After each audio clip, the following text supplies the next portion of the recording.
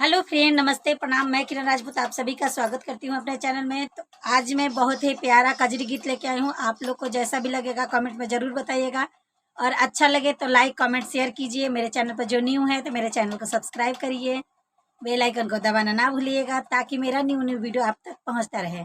बहुत ही प्यारा गीत है। चलिए गीत को स्टार्ट करती हूँ। मोरा पिछुआरिया में हदियानु हो, मेहदी के लंबे लंबे पात। मोरा पिछुआरिया में हदियानु हो, मेहदी के लंबे लंबे पात। मेहदी सुरु की घर वाले आइलो, धाइलो बांस के चांगल।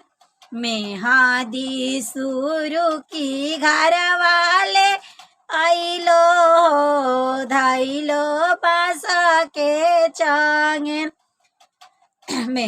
रगड़ी रगड़ी मेहदी पिसलो नु हो, भड़लो सोने के कचोर।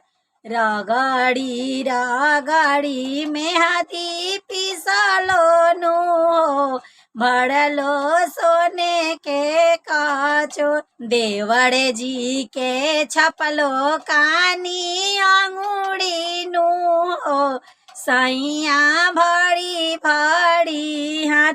देवड़ जी के छपलो कानी अंगूड़ी नु हो, सैया भड़ी भड़ी हाथ। सुतलो में सैया के से जड़िया नु हो, चोलिया भैले छीटीदार।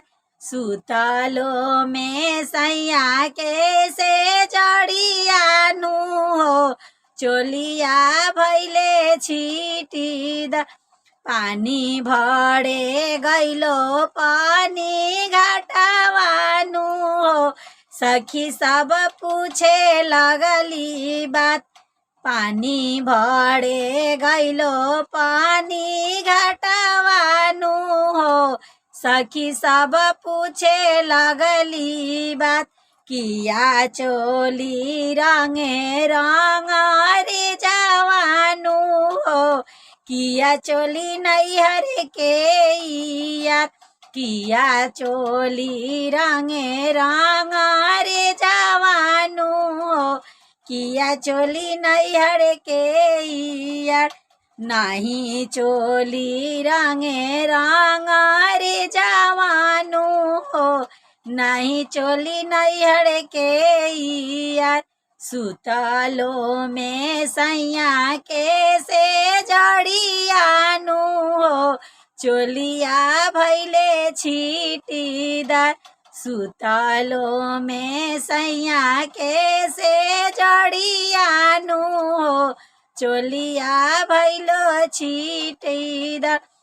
मोरा पिछुआरिया में हदिया नु हो, मेहदी के लंबे लंबे पात। मेहदी के लंबे लंबे पात।